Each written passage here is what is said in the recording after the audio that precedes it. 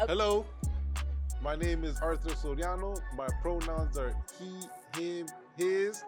Welcome to Victorious Voices.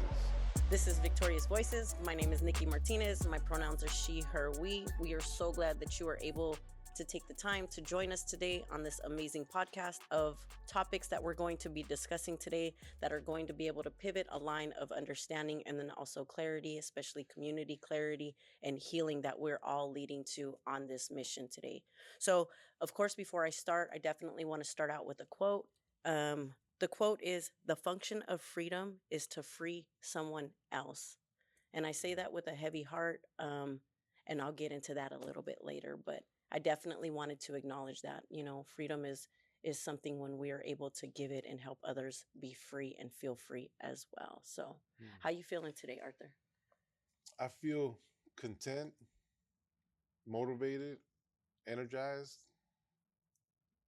feeling like a champion. I feel strong. I feel confident. And so I'm definitely in a good space, like my mind, my spirit, my soul, where I'm at, the continuous work that I'm doing on myself currently. So I'm excited about that. How about you, Nikki? How are you feeling? I wish we would have had the Rocky theme in the background right now as you was pinpointing all of that stuff, because I felt like that just made me want to do some cartwheels, some burpees, and the whole giddy down, and then high five myself and confetti come flying out of the sky. Okay, so as for me, how am I feeling? I'm feeling definitely grateful and accomplished and challenged and um very strong in my momentum as far as movement minds go and consciousness goes. So that's how I'm feeling right now. Uh, Inquisitive, very inquisitive mm, for sure. that's interesting. Yeah. And by the way, I love your hair. Thanks. Yeah, I be, combed it for you today. I yeah. grew it for you today. Whoa, you're What? looking beautiful. I said I'm going to see Arthur tomorrow. Grow, hair grow, and it grew. Look at me. Yeah, you look beautiful. Thank you very Yeah, much. I appreciate that. and I'm so proud of you in your journey with Thank you. the new organization that you're a part of, and Yes. being bold and strong and representing the community with the advocacy vigorously, right? Yeah. With being stern and powerful. So Yeah. I'm really happy for you. Thank you very much. It's been definitely a wonderful journey. Within the last 2 weeks, we've been able to go inside and visit Central California Women's Facility, Mm. which is the largest women's prison in the world. And we've also been able to go into CIW, which is California Institution for Women in Chino, and have very, very strong town hall discussions with them folks on the inside. So So this is a place where you were incarcerated this is a place where I was like born and raised, like for how long? 25 years. So this was the first time that you were able to re-enter back into that prison. Yes. Wow. Yeah. So Hmm. how did that feel? You know, it was really, it was extremely humbling when I was leaving. One of the folks that we went in deep with formerly incarcerated folks, right? So when we were leaving, though, one of the folks had asked me, like, how do you feel? Do you get nervous? Like, do you think that they're gonna say something to you about like not letting you out? Do you think that like closing the doors? And I said, you know what? I've been able to recondition my mind and change my own narrative when I go inside of institutions like that.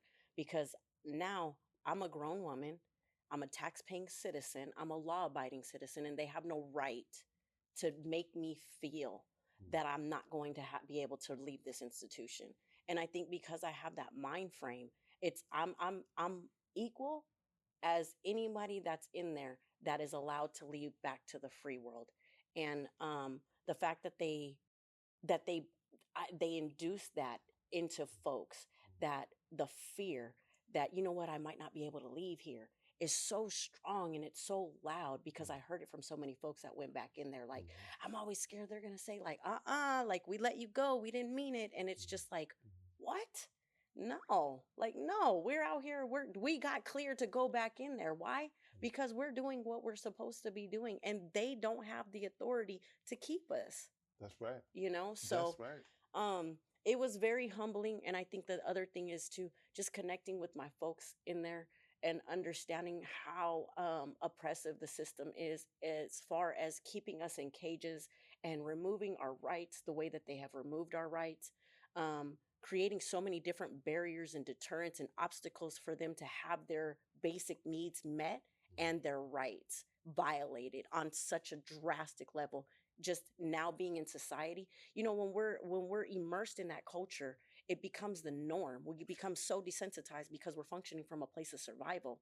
So we're okay with the trauma. We're okay with seeing all of the harm. We're okay with normalizing how things are conducted in there because that's the culture, right? Mm-hmm. But now stepping back out into society and understanding the all of the things that are induced in that environment and perpetuated through the people that are supposed, because they have one job to do, is to keep us safe. One job. There, it's not to deprive us of our rights. It's not to cause us more harm. It's not to violate our beings. It's not to do any of that. They're supposed to keep us safe and create a culture where safety is a priority. That's not at all what's going on in there. And now that I've been able to just kind of reflect back and look at the harm that's been done, it just speaks to me different, and it breaks my soul to know that we, one, as us, as people that have been system impacted, formerly incarcerated individuals, and that have experienced oppressive systems that normalize that, how we don't have the ability to have the conversations to where we can elevate ourselves and educate ourselves and understand that this is not normal and this is the works of what it is. They're winning right now. They are winning. And I think the thing that I seen more than anything that was most prevalent that hurt me was because now they're doing the people in there that are overseeing us, that are incarcerated folks that are in these cages. What they're doing is no longer us against them. They're manipulating us to where it's us against us, and they're creating that culture, and that's that dynamic. But that also is the dynamic out here in this free world, Yeah, right? right, right. So Yeah, no, that's very interesting, and I feel the same way as you. At first, like mhm, when I would go into different systems, like I would feel that system induced trauma, yep, the nervous system, and going haywire. But I build towards that to where now I go into institutions with my head up, confident, shoulders back, right, and I'm mhm, there to do a work. right, I'm there to do a job. right, I'm there to support the reentry population. I'm there to go into a courtroom and represent yep, and speak on the causative factors that contribute to people's behaviors and their impacts of trauma so that it could be different perspectives within the jury, within the court. So it's a fair balance, right? mhm, And you're talking about they're putting it to where it's us versus us. yeah, Everything needs to be a fair process. yeah. And once it's a fair process, then okay, everything's equal, But right? it's like, I know we only have a limited bit of time right now, so I'm not going to get into the weeds of everything. But it's like, is it really a fair process though? Because I don't ever, looking back on certain things, it's just like, how many people right now are incarcerated that didn't commit the crime? How many people are being encaged right now that ultimately have received excessive sentences that don't warrant? How many people were subjected to the war on drugs back in the early 80s, early 90s, and got life sentences for marijuana, and now it's legal and they're still sitting in prison with the three strikes? Like, there, what is the fair component of it? I feel like, I was listening to something the other day, and they were just like, what, this is the thing, if we're talking about you're going to trial and you're going to be under the legislation, or I have legislation on my mind, sorry, but you're going to be found either guilty or not guilty by a thing of your peers, right? But is it ever the peers? Like, is it ever your peer? No. They're not matching class, they're not matching social, they're not matching ethnic, no background, they're not matching the cultural histories that folks have gone through and experienced. That's our peer. You know what I mean? And is that ever the fair process? Has it ever been really a fair process? I wonder, you I know? wonder too. And definitely there's situations where it's not Yeah. a fair process. Mm-hmm. And so we're doing everything in our power to dismantle Yeah. that pipeline to prison Yeah. so they don't get in that judicial system where they're caught in a situation where it's not a fair Well, process. and that's the thing, that's why you're so great, because you're leveling out a plant, you're leveling out a Mount Everest right here and chipping away at something so that it can be at least equitable. Like let me have my experience, let me shine some light on and give you some knowledge that's invaluable knowledge, so that we cannot have such a punitive system where people are actually seen for humanity and viewed in a different light because you come and you shine that light. So you're creating, I don't know about fair, but you're definitely chipping away at all of the injustices, you know what I mean? And just you know what I mean? We need 9,000 million more of you. We Make need, it happen yeah. right now. Whew. Ready? Woo, here we go. Yes. Poof. If I had a magic wand, poof, poof, poof. So we had a explosive gang cultural training yesterday in house with different credible messengers, Dope. individuals from backgrounds from Bloods, Crips, Asian, Latino gangs, and Mhm. we had a good discussion. And each one gave their own perspective on each neighborhood Yeah. of where they came from and were Right. raised. Right. And so we were trying to identify like what's the scale of violence and what's the struggles within the schools and the population that we're serving. Right. And we talked about the times are different now. Now we're Mhm. feeling the impact of COVID-19. Mhm. Now the effects are Right. happening. Right. When COVID first began, individuals that go to school were given a laptop. You can learn. If you learn, you do. If you don't, oh well. Yeah. And it created this technology revolution of kids being on social media, Right. and now it's like their sense of belonging, and that's all they do. They walk around like with zombies, and their Instagrams and uh, Snapchats and Facebook, right? And so the expression that's on social media, the media, it's like it's fast. It can connect quick, and Mhm. so we're having these challenges within the communities. And something that we talked about is there's all these different cliques Mhm. now. Mhm. In East San Diego was like one gang. Now it's like East San Diego has 5 different cliques, and you got talking about the Juniors and CLS and 37th and North Park. And so you have all these different cliques with no structure. Mhm. And then it's happening in the southeastern neighborhoods as well. Mhm. A lot of these gangs that are over there, and they have all these different cliques Mhm. combined with the media access, Mhm. right? It's a challenge. And no structure. And no structure. That's the thing. That's the thing. The no structure. No structure. Yeah. And so we're facing that challenge, and we're communicating that. And how could we get down to the root? Yeah. And it always comes down to the root. Yeah. And what's the root? What's their causative factors that contribute to their Right. behaviors Right. and their impacts or traumas that they've had in their life? Now the major feelings that go through that, Right. the anger, the fear, the boredom, and the resentment. Yeah. And these kids, their brains from the age of 12 to 25, Yeah. that prefrontal cortex, right? Right. The impulse, the quick excitement. Now your social, emotional side of your brain, how to conduct, how to handle your feelings. Right. It takes time to develop to get to that point where there's that controlled system. Mhm. But the older you get, the more it decreases, right? On Mhm. the chances of you thinking as a kid. Yeah. So these are all the challenges that we're facing within the community. And today we want to educate, like the vicious cycle that Mhm. we're going through. And like I want you to share about that. What is that?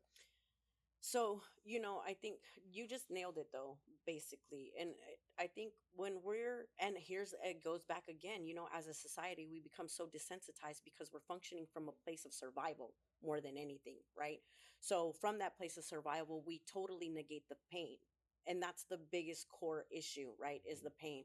And we have a tendency of being, not understanding the relevance of pain. And we also have a tendency of thinking extreme. Like if it wasn't an extreme thing, if I didn't see my homeboy get shot and die in front of me, or if I wasn't beaten and starved as a child, then that's not real pain. No, real pain can be as small as feeling rejected. Real pain can be as small as feeling abandoned or not having your basic needs met, right? And by basic needs, I'm talking about air, shelter, water, and food. Like that in it and of itself can create and induce pain. And that's what we're functioning from out here in society right now in our communities, because our people are hungry. they're starving, right? They're starving, they're feeling neglected. Their parents are having 4 jobs, they're just trying to keep a roof over their. San Diego is the most expensive city to live in the country. Number one right now, currently number one, What?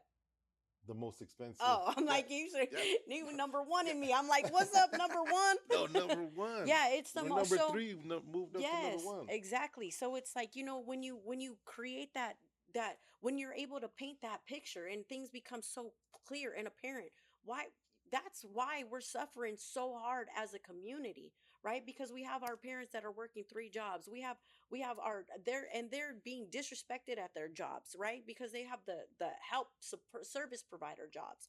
You know, our kids are being in these schools where they have 60 of them, 60 students in one class, so they're not getting adequate education, they're not getting fed right. They're like, all of these components play a part in that pain, right?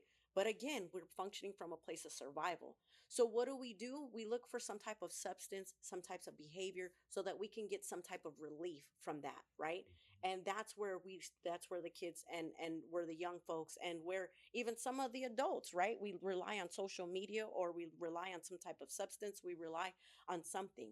So then with that gives us that temporary relief, right? So in the moment when we're doing this and we don't want to feel that no more, we get high, we create sexual partners, we are robbing folks, or we're taking something, or we're doing something that's against our own moral compass, is basically what's going on in these behaviors, right?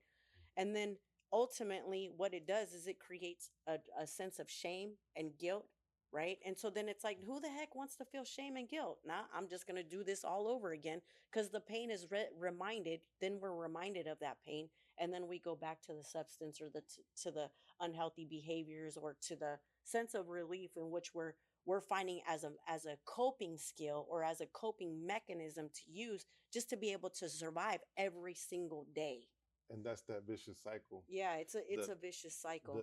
the pain, the trauma that leads to the behavior, Mhm. the substance that gives you that temporary relief, Mhm. the consequences that could come from that, and the shame and guilt after, and it just repeats itself, repeats itself, repeats itself. And so, functioning from a place of healing, Yeah. I come from a place of no judgment. If I don't point a finger, because guess what? That shit's gonna come back like this, Yeah. right? And so, just on a trauma informed approach, Yeah. just being supportive and working that process with that individual, Yeah. as well as working with my process and my healing journey. Yeah.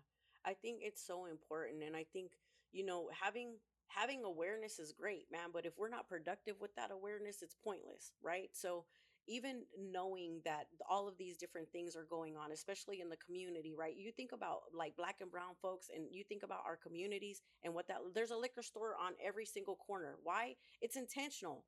It's hecka intentional. You think of why it is that you can go to Taco Bell and buy 2 tacos for $2, but you got to buy at one avocado for $3.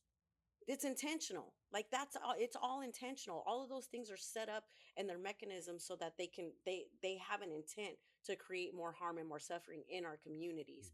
And I think that's the thing. So like, what's the next move?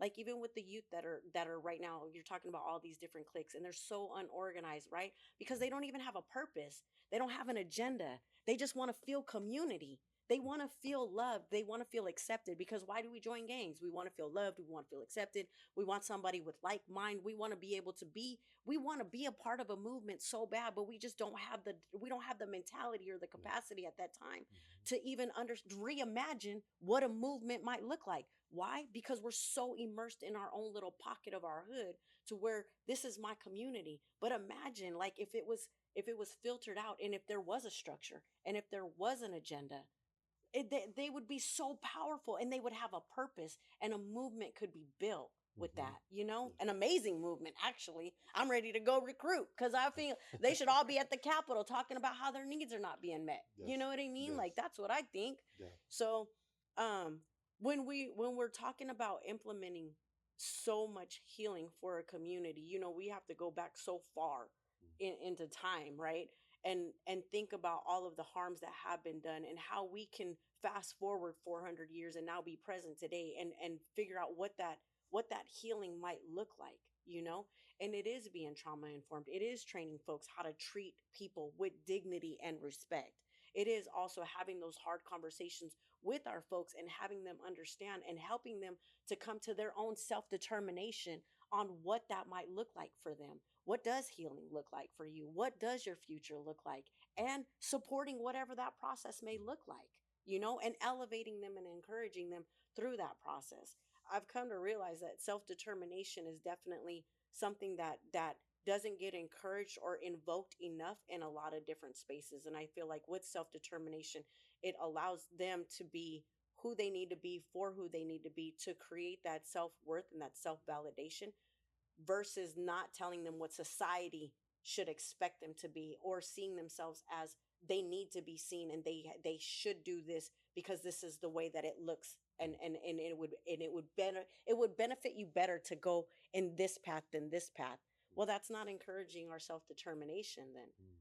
So just figuring out where we find our own power in our self-determination, especially for the youth, man, because they're amazing. They're phenomenal. They're on that thing all day. There's so much knowledge on that thing. They're sharp. They're sharp.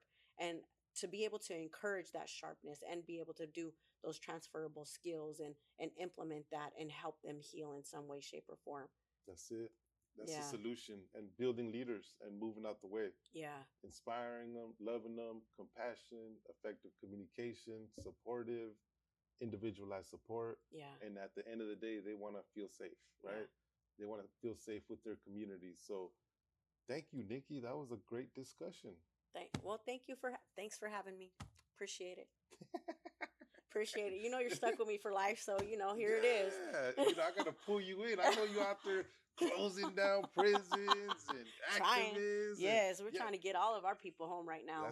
Seriously, like it's no joke. Like we're really trying. Like how are you okay as a society with letting people that are inside cages get victimized by people that are overseeing them and perpetuating more harm and more trauma and then expecting them to feel safe in this environment?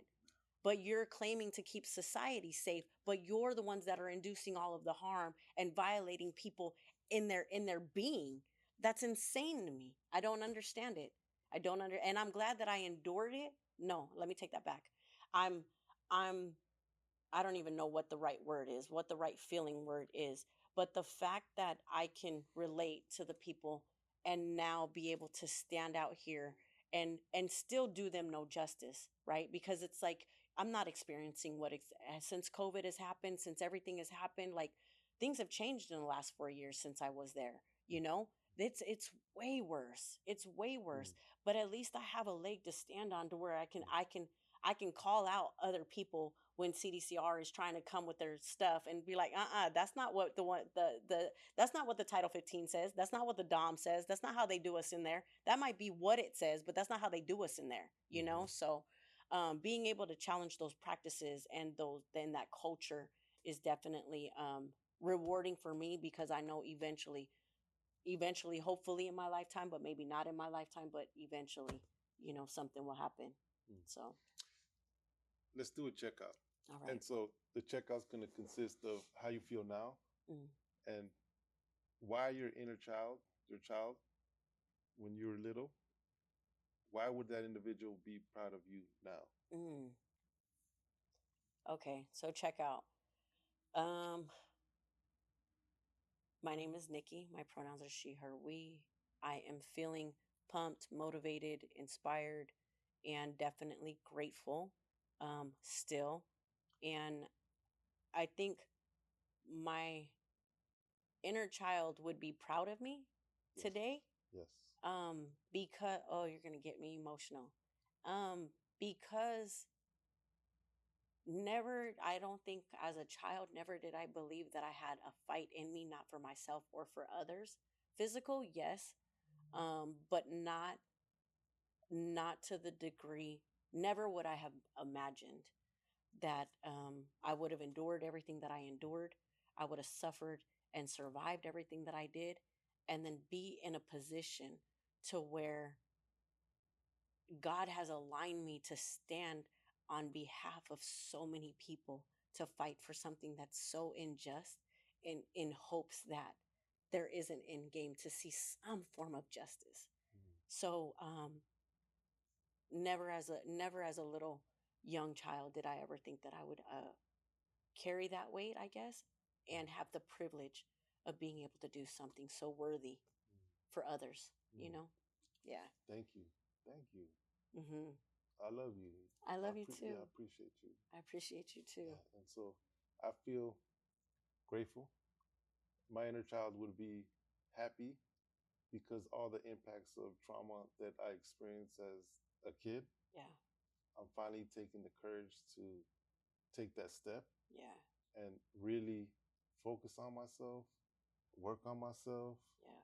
And these last few weeks, I've been like on this energetic process, really identifying my behaviors and like Nice. really thinking and processing. Like, so I'm in therapy. I'm embracing it, and so for me, it's a continuous process. But Right. that inner child would be happy that like I have the courage to like make that step to work Yes. on myself. Yes. Yeah. I love that. So I feel like a little superhero right now. Yeah. Okay. Come on now. So thank you. Thank you very much. Peace out, y'all. This has been Victorious Voices. It's been amazing to be able to spend this time with you. Hoping that you were able to gain some information, some knowledge, take some tools away from this conversation. And yeah, thank you. We appreciate you. BV. Victorious Voices. We out. Bye.